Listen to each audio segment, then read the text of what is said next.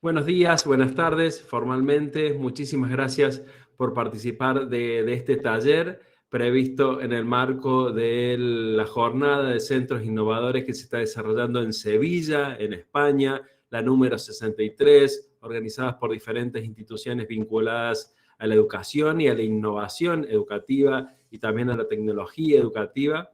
Es un gran gusto y un gran placer poder compartir con todos ustedes. Muchísimas gracias a los que se van conectando, a los que van participando, a los que dispusieron de este tiempo para encontrarnos y, como decía, grandes colegas que con algunos nos conocemos personalmente, con otros por redes y con otros a partir de hoy seguramente estaremos estableciendo algún vínculo. Agradecerle a Pere Márquez la posibilidad de estos encuentros desde España, un gran promotor de estos eventos, y espero que estos 30 minutos de este taller resulten motivadores, resulten interesantes, no porque necesariamente puedan estar de acuerdo o compartir, sino que podamos proyectar toda nuestra tarea y todas nuestras misiones educativas a partir de lo que tenemos pensado para compartir. Así que de nuevo, bienvenidos, bienvenidas y muchísimas gracias por disponer de este tiempo en el medio de su jornada seguramente y compromisos para poder participar y encontrarnos.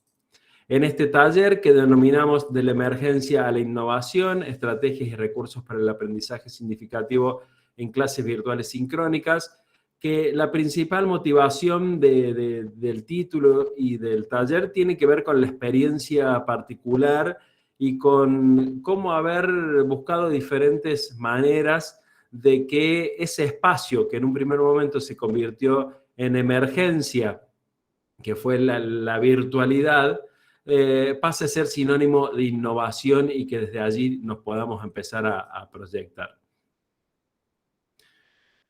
¿Quiénes estamos en este taller o quiénes se inscribieron para participar o para estar presentes? Y de nuevo vuelvo a agradecer porque la verdad que ha sido una muy interesante repercusión. Bueno, hay inscriptos en este encuentro de 16 países, lo cual es muy interesante poder encontrarnos y compartir. Y al menos en mi experiencia, desde el 2020, desde el primer minuto del 2020 que empezamos a establecer estas nuevas redes o redes complementarias a partir de necesidades o de situaciones similares, al menos mi experiencia decía es que en muchos ámbitos, y me animaría a decir en todos los países de habla hispana, compartimos tanto potencialidades como necesidades, como situaciones específicas que tienen que ver con cómo mejorar la enseñanza y el aprendizaje. Obviamente, de acuerdo a las características de cada uno de los países, de los sistemas educativos, de las organizaciones, están esos detalles que nos hacen diferentes, pero compartimos un recorrido en común y fruto de esos, y sinónimo de eso es que nos podamos encontrar hoy a conversar de lo mismo. De los inscriptos, hacía una especie de nube de palabras, que en este caso es como nuestra carta de presentación, y muchos estamos vinculados a la docencia, pero también de distintos roles o distintas funciones dentro del sistema educativo o de los ámbitos de formación también empresariales u organizacionales y vinculados especialmente a la educación secundaria o a la educación superior, primaria, también en algún ámbito, allí superior incluimos lo universitario o lo no universitario, como se conoce también en algunos países, pero también de posgrado, a nivel de empresas, a nivel de organizaciones. Bueno, esos somos los que estamos en estos ámbitos. Y preguntábamos, no sé si recuerdan, qué veníamos buscando en este taller o en este espacio. Bueno, y básicamente me parece que resume un poco nuestra tarea docente, ¿no? Que es aprender para enseñar. Bueno, buscar nuevas experiencias, nuevas estrategias, profundizar. La palabra siempre aparecía mucho y la palabra nuevo también aparecía mucho. Desde ahí empezar a encontrarnos y empezar a motivarnos como carta de presentación en este breve encuentro y como para empezar a compartirlo. Buenos días a todos los que se han sumado en este tiempito. Muchísimas gracias por querer compartir este espacio. Preguntábamos también, y de ahí vamos a partir, porque nuestra intención es hablar de un aprendizaje significativo. Es decir, estos aprendizajes que se vinculan con lo anterior y con la experiencia siendo el estudiante protagonista, desde una visión constructivista que requiere una intensa actividad del estudiante, que hay un esfuerzo y fundamentalmente, además de relacionar nuevos contenidos, lo que está del lado izquierdo es todos los aportes que ustedes hicieron cuando les preguntaba qué era para cada uno de nosotros este aprendizaje significativo.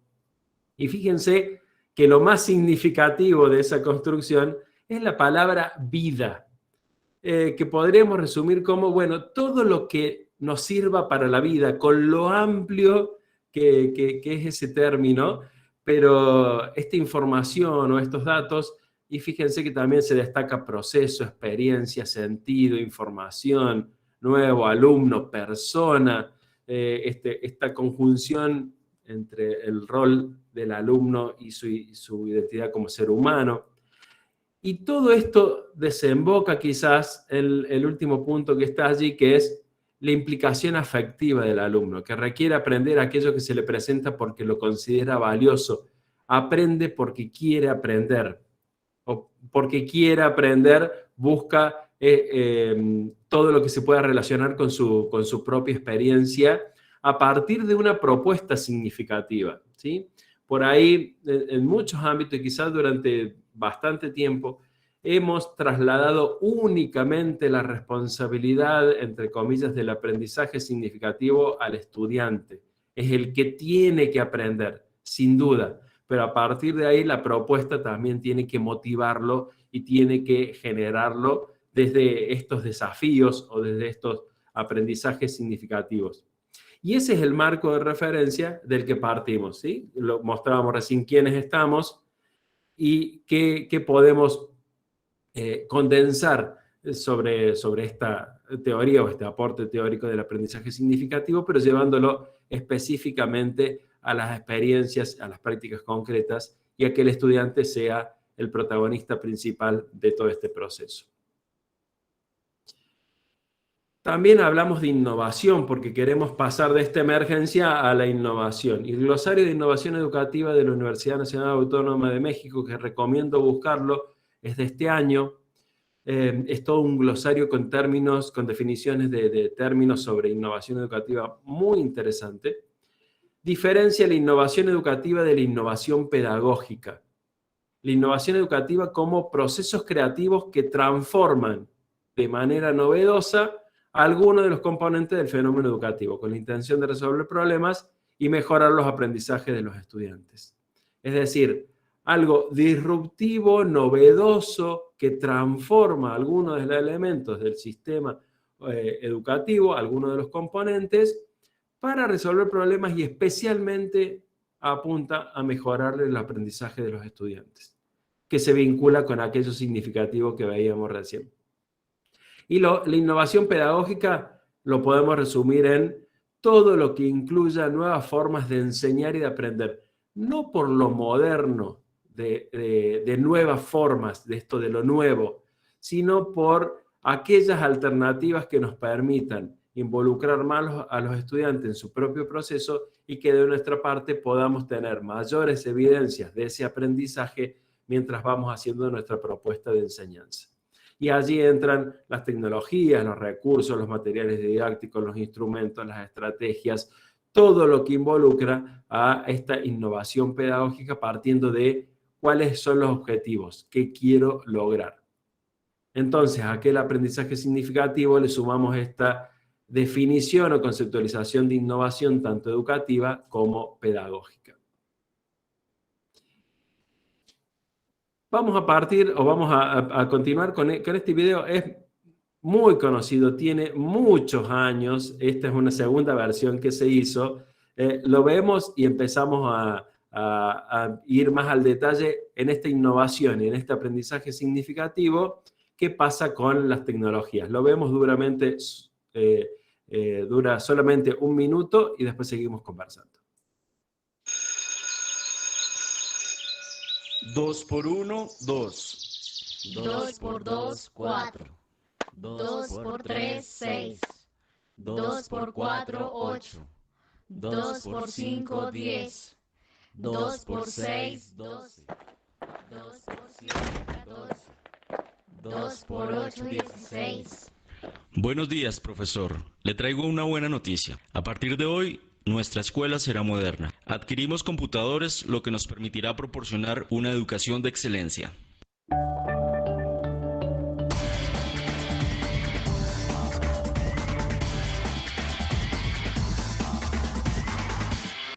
Dos por 1, 2. 2 por 2, 4. 2 por 3, 6. 2 por 4, 8. 2 por 5, 10. 2 por 6, 12. 2 por 7, 14. 2 por 8, 16. Muy gráfico el video, reitero que tiene sus años, debe tener más de 10 años su primera versión. Aquí hay colegas con quienes en alguna capacitación lo hemos compartido, allá en 10 años o más inclusive, pero es muy gráfico, decía, porque muestra, sí, tal cual, Ruth, porque es muy concreto, muestra cómo la tecnología, lo vamos a decir desde abogados del diablo, la tecnología no soluciona nada por sí misma dentro de educación. La mera inclusión de tecnología solo es eso, inclusión de tecnología, pero no habla de innovación necesariamente. Y cómo lo pedagógico, lo metodológico, lo didáctico debe acompañar estas decisiones de que lo tecnológico ingrese, ¿sí? Y con cualquier tecnología, acá son computadoras y demás, pero cualquier tecnología que ingrese a la escuela seguramente necesita de este otro soporte que tiene que ver con lo pedagógico para poder aprovecharse. Si no, seguimos enseñando las tablas de la misma manera, pero entre comillas de manera más moderna, con algunas computadoras. Bueno, ¿qué posibilidades nos dan las tecnologías para transformar y para llegar a aquella innovación educativa y innovación pedagógica proponiendo un aprendizaje significativo?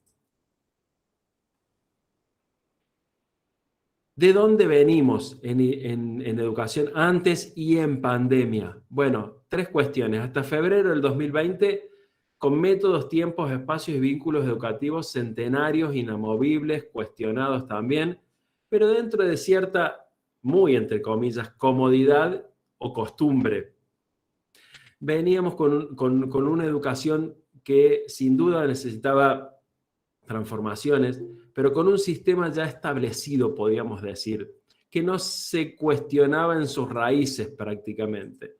¿Qué pasó desde marzo del 2020? Una disrupción, un cambio abrupto, una emergencia, priorizar el vínculo, puesta en evidencia los grandes aciertos y las grandes falencias de la educación, y ahí sobrevino el desconcierto y el sobreesfuerzo, las dos caras de la misma moneda, especialmente en el rol de los docentes.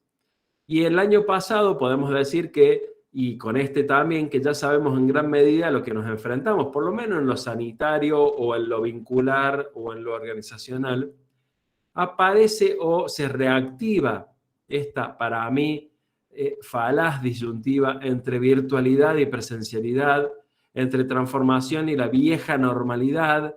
Qué bueno que volvimos, ojalá que no volvamos, bueno, estas expresiones que se escuchaban, grandes brechas digitales, educativas, tecnológicas, económicas y sociales, y sin duda hay un boom tecnológico educativo, que lo vemos con empresas que ya estaban en el sector educativo o que empiezan a incluirse, pero no deja de ser un ámbito en el que las proyecciones desde lo tecnológico, pero también desde lo económico y desde lo corporativo, son bastante amplias y empiezan a proponerse un montón de alternativas, y ahí tenemos más elementos seguramente para nosotros los docentes empezar a trabajar.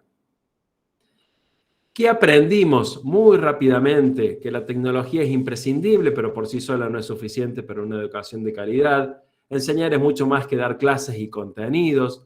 Educar es mucho más que estar en la escuela. La escuela es mucho más que un edificio. El aula es mucho más que 4 paredes. Estábamos y estamos lejos de una verdadera innovación educativa en el sentido que lo veíamos recién. La educación no siempre es una prioridad, también a veces se sobrepasan con algunas otras cuestiones o no llegan en el tiempo en el que deberían llegar. La virtualidad es fabulosa, pero solo con uso crítico y fundamentado. La presencialidad es fabulosa, pero hay que reconvertirla y hay que repensarla.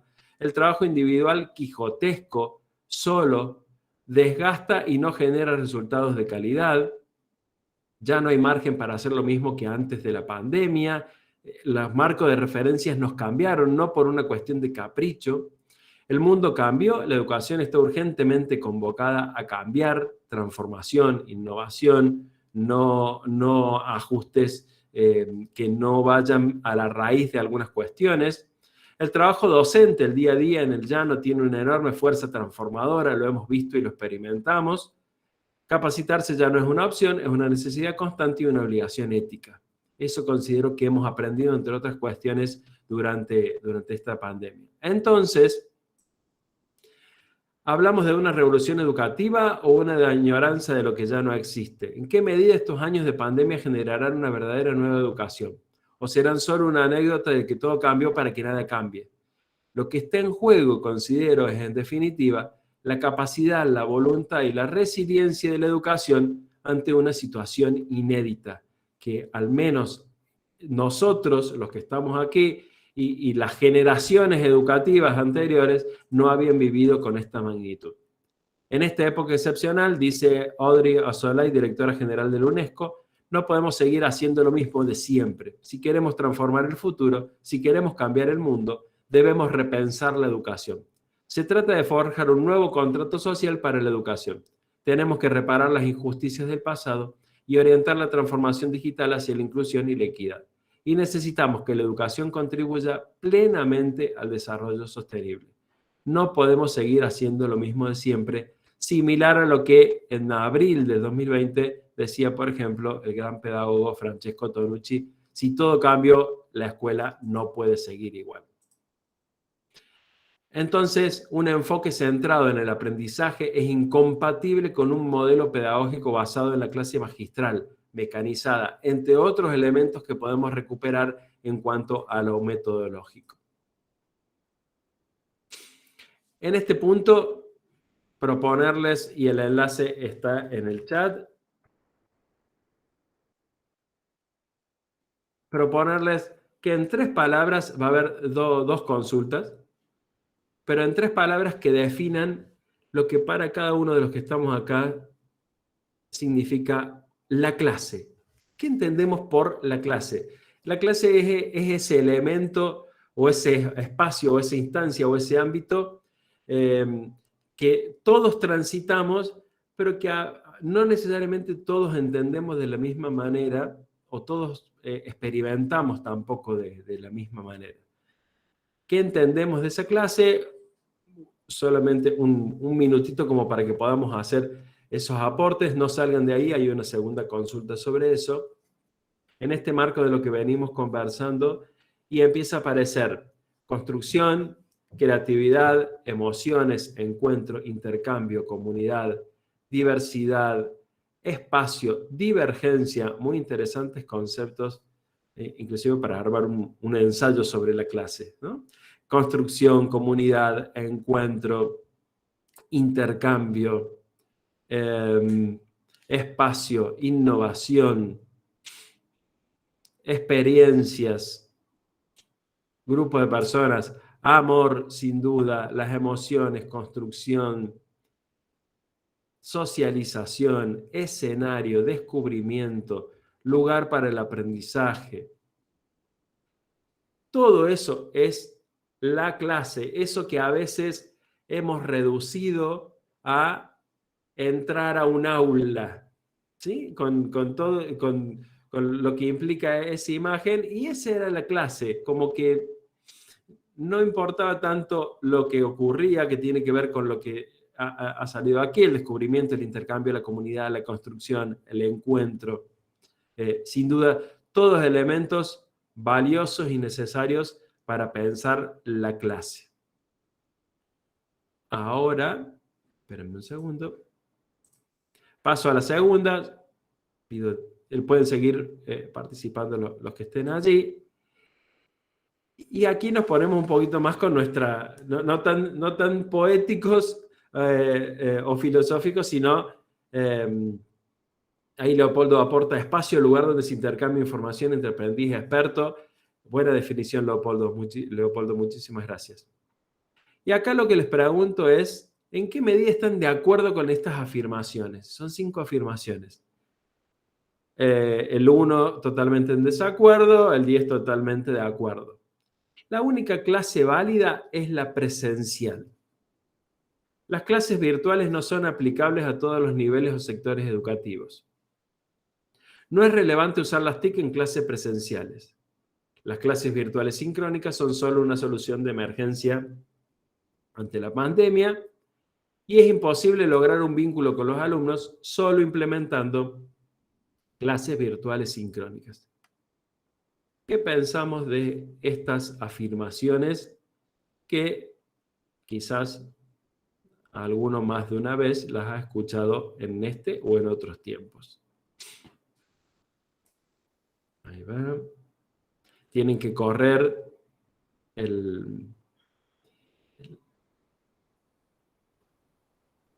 esa especie como de termómetro. No deja responder. Vuelvo a compartir el enlace, pero tendría que estar... A ver, espérenme un segundo. Espérenme un segundo, por favor. A ver. Tendrían que poder... Allí tendrían que poder responder. Ahora sí, Carlos, muchas gracias. Ahora sí, Ruth. Gracias, Nari. Bien. ¿Cuán de acuerdo o desacuerdo estamos con estas afirmaciones?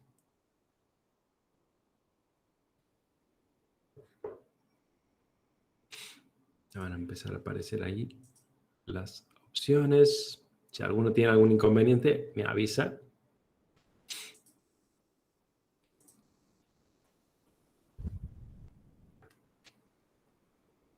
Bien, esperamos unos segunditos. Ahí van apareciendo algunas opciones. Fíjense que vamos viendo los resultados en tiempo real, entonces eso también nos ayuda a intercambiar miradas y opiniones. Por supuesto que no hay respuestas correctas o incorrectas, ¿no? Sino que hay visiones y aportes de cada uno. Con estos aportes vemos que en realidad, en general, hay mayor desacuerdo que acuerdo con estas frases, algunas con más de otras. La que más en desacuerdo estaríamos es que no es relevante usar las TIC en clases presenciales. Estamos prácticamente plenamente en desacuerdo. Y después algunas otras opciones que tienen que ver con cómo nosotros involucramos lo presencial y lo virtual y con las tecnologías y con a qué las destinamos, en qué momentos y con qué intención, con qué proyección, en definitiva. ¿Sí? Prácticamente un desacuerdo muy amplio con respecto a cada una de estas afirmaciones, pero que la intención era recuperarlas de algunas experiencias o de alguna conceptualización que por allí sigue dando vuelta en estos tiempos. Muchísimas gracias por haber participado. Queda clara la opinión de los que estamos aquí y de cómo proyectarlo desde ahí. Avanzamos.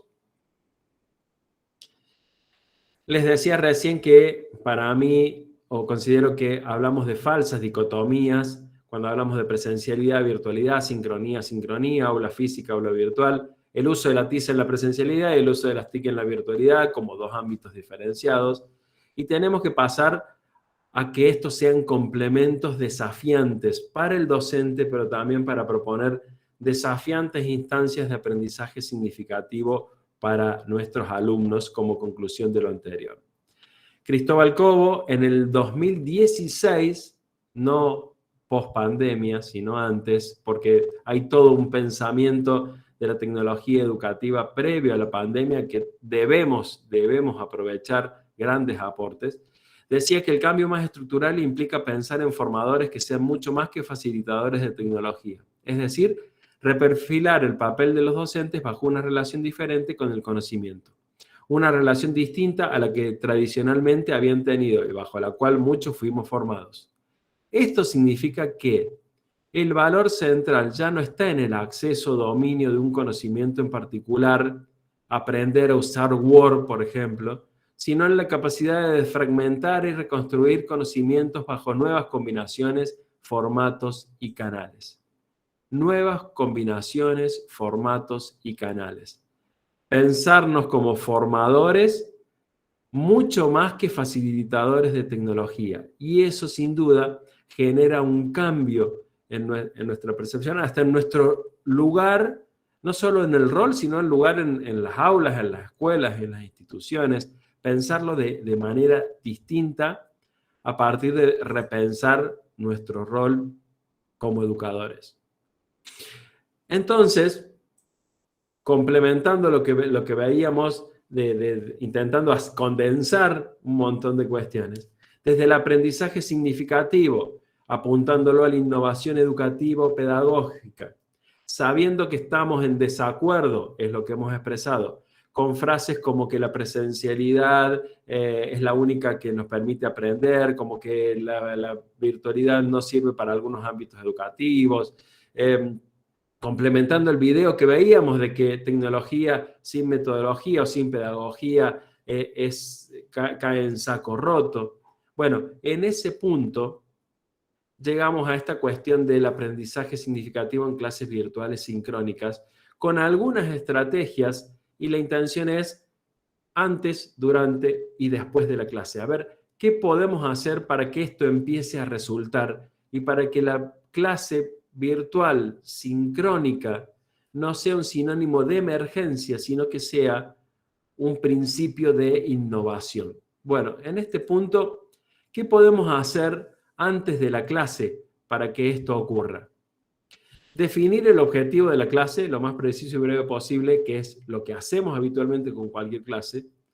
Determinar la relación con lo anterior, ya sea lo presencial o lo virtual, lo sincrónico o lo asincrónico, de dónde venimos y qué queremos lograr. Prever con evidencias el manejo del contenido o material necesario, esto es, tenían que ver un video, bueno, ¿cómo me aseguro con evidencias de que lo vieron? Tenían que leer un texto, ¿cómo me aseguro con una actividad de que lo leyeron? Y así con cada una de estas. Tenían que hacer un trabajo colaborativo, ¿cómo me aseguro de que lo hicieron? Evaluar las posibilidades de la plataforma. ¿Por qué? Vuelvo al anterior. Porque es lo que yo voy a necesitar para avanzar en mi encuentro, ¿sí? Porque está claro que esta clase virtual sincrónica no va a ser expositiva o explicativa, no van a ser 60, 80, 120 minutos hablando. Evaluar las posibilidades de la plataforma que se va a usar, anticipar posibles problemas técnicos, planificar los momentos, las actividades y las evidencias que se van a recopilar durante el encuentro, definir qué deberán hacer los que no asistan, no como castigo, sino como proceso similar, seguramente como en la presencialidad, en lo virtual tampoco, a veces contamos con el 100% de la asistencia. Bueno, ¿cómo hacer que sigan el mismo proceso de otra manera? Determinar, consensuar y recordar las normas de participación, el horario, la duración, etcétera, a veces con un simple mensaje, un simple recordatorio. Y motivar la participación, que no sea lo mismo asistir que no asistir, ¿sí? Y ya voy a entrar a otro ámbito, que no sea lo mismo estar que no estar, que no sea lo mismo prender la cámara que no prender la cámara, no porque los obliguemos, sino porque quieran, y volvemos a aquella motivación inicial. Durante esa clase o durante el encuentro o durante esa instancia virtual sincrónica, dar la bienvenida de manera amena y original, buscar distintas instancias, grabar el encuentro, pedir los permisos pertinentes, anticipar los temas, los momentos y el objetivo general, proponer protagonismo de los alumnos, relevamientos, trabajos en grupos, tareas colaborativas, evitar preguntas generales desde la oralidad, que considero que es un vicio heredado de lo presencial. ¿Entienden? ¿Alguien tiene alguna duda? Si no, buscar otras formas de relevamiento de esas instancias. Personalizar la invitación a participar. José, ¿podrías por favor leer lo que dice en la pantalla? Si decimos, alguien puede leer, y seguramente aparece un silencio y es más complejo porque no tenemos la interacción que podemos tener en lo presencial. No a veces podemos no verlos. Evitar los extremos. La clase solo es positiva en un extremo. La invasión de actividades con TIC en otro. Media hora, 40 minutos, una hora, y que haya 5, 7, 10 instancias con tecnologías que terminen no diciendo nada. Usar variedad de recursos en las diferentes clases. Preparar una presentación que sirva de guía para el docente y para los estudiantes, no tanto por el contenido como sí de los momentos. Buscar momentos disruptivos, esto es, que en algún momento pase lo que los alumnos no esperan que pase. Cuando entran tanto a un aula presencial como a un aula virtual, los alumnos esperan que pase algo. Bueno, buscar algo que los plantee desde otro lado. Prender la cámara, pensar en otras evidencias que nos indiquen que prestan atención o que están ahí, y de a poco se van encendiendo con el paso de las clases. Evitar exponer porque no conocemos el contexto en el que participan. Y acá siempre uso esta metáfora. En lo presencial, algunos alumnos se ponen la capucha o miran para otro lado, y sería el sinónimo de apagar la cámara en la virtualidad. Bueno, eso nos está diciendo algo como docentes, y quizás hay que buscar otras alternativas. Proponer desafíos de aplicación de contenidos teóricos, que sea una experiencia más que un momento, pensando en el aula invertida. Duración, como regla particular, no es tajante, aproximadamente la mitad de una clase presencial. Yo tengo 80 minutos con mis alumnos, 40 minutos pueden ser suficientes. Tengo 2 horas que pensar en 1 hora. Bueno, pensar como criterio general. Y valorar todo parte del encuentro de manera colaborativa, breve y precisa, con evidencias. Y después de la clase, compartir el material, la grabación si estuvo, todo lo que se desprende del encuentro sincrónico, planificar una instancia que retome lo realizado, analizado, reflexionado para motivar la revisión y relación entre momentos, recolectar las evidencias obtenidas y analizarlas del encuentro sincrónico, y planificar la instancia siguiente, presencial o virtual, sincrónica o asincrónica. De esta manera, podemos tener un recorrido y que la clase virtual sincrónica sea más una experiencia, pensando, por ejemplo, ¿vieron la dinámica de las series? Pensarlo como una serie y no como una fotografía. Esto es, que no sea algo estático, fijo y único, sino que sean los capítulos de una propuesta que me motiva estando en esa situación, pero que me hace esperar lo que venga anticipadamente. Entonces, en ese recorrido yo propongo la experiencia. Avanzo. 2 aportes finales, y respondiendo a lo que plantea Ruth, sí, Ruth, van a recibir todo por correo electrónico y también incluyendo la constancia. Pido disculpas, pero en media hora, digamos, es todo un desafío, y es la motivación que les decía como para poder encontrarnos. 2 aportes finales que se los voy a compartir en esta presentación. El primero tiene que ver con un video. No lo vamos a ver ahora, pero lo recomiendo, que tiene que ver con un ciclo de charlas que tuve la ocasión de organizar con esos 4 expertos: Pablo Bongiovanni de Santa Fe, Argentina; Melina Furman de Buenos Aires, Argentina; Carlos Magro de España y Ruth Harf también de Argentina. Grandes pedagogos, pensadores, doctores en educación, y que aportaban en ese ciclo un protocolo para una nueva educación. Bueno, muy interesante, son 3 minutos, pero en los que cada uno aporta una particularidad que tiene que ver con cómo pensar la educación a partir de todos estos cambios y transformaciones. Y no van a ir, casi ninguno habla de las tecnologías, lo cual es sumamente valioso. Leopoldo sí, todo lo que hemos visto y compartido les va a llegar por correo electrónico en el que se inscribieron. Y el segundo aporte que también les va a llegar, que también sería imposible verlo en todo este tiempo, es una lista de 40 recursos. Cada uno tiene su explicación, un video tutorial y un enlace en el que podemos utilizarlo. Ahí dice para la educación híbrida, pero pensando lo híbrido desde lo virtual y desde lo sincrónico. Bueno, pensar estos elementos hay para juegos, para plataformas de relevamiento, para crear contenido interactivo, distintos materiales que parten desde nuestra indagación, y hay un signo más ahí que nos lleva también a otros elementos. Bueno, ¿cómo repensar, ¿sí?, lo virtual sincrónico desde todas estas herramientas y desde todas estas perspectivas? Bueno, esa es la intención. Recopilando entonces y haciendo el cierre, la innovación educativa es un desafío que se actualizó a partir de la emergencia, y vaya paradoja. A partir de empezar a nosotros tener que implementar alternativas, entre comillas, obligados, se formó esta base para que la innovación empiece a transformarse realmente, que no tiene que ver, como veíamos, con incluir solamente herramientas digitales en nuestras aulas, en nuestros procesos de enseñanza y de aprendizaje, sino que tiene que ver con transformar formatos, dinámicas y alternativas. Entonces, que la clase virtual sincrónica deje de ser algo que compite con la presencialidad, sino que se encuentra de acuerdo a las proyecciones y de acuerdo a las identidades y a los niveles y a la formación que queremos proponer para que el aprendizaje significativo sea una realidad.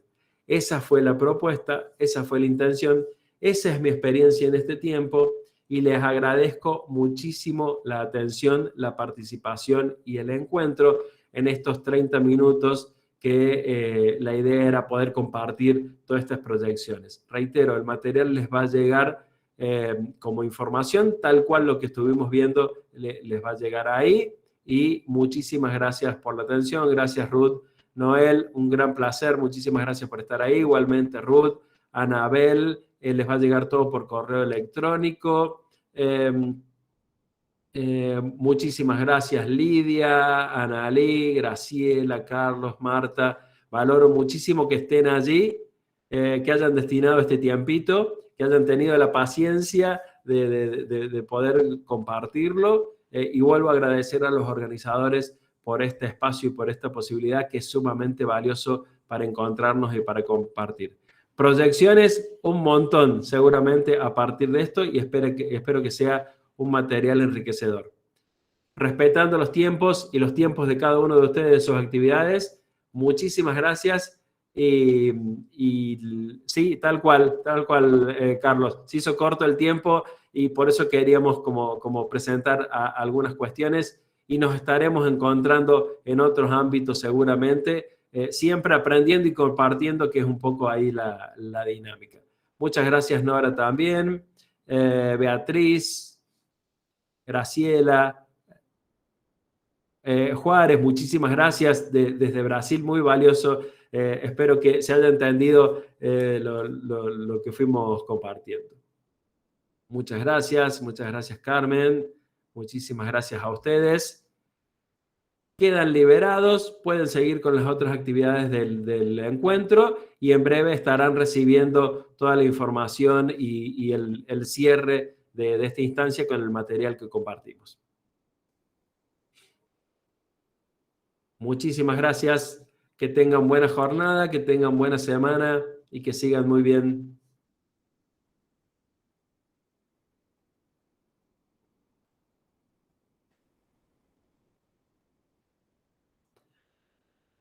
Hasta luego, muchas gracias, muchísimas gracias.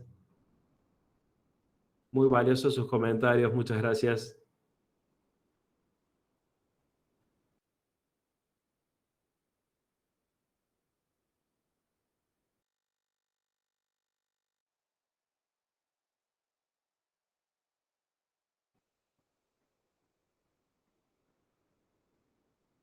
Muchísimas gracias. Que tengan bonita jornada. Muchas gracias.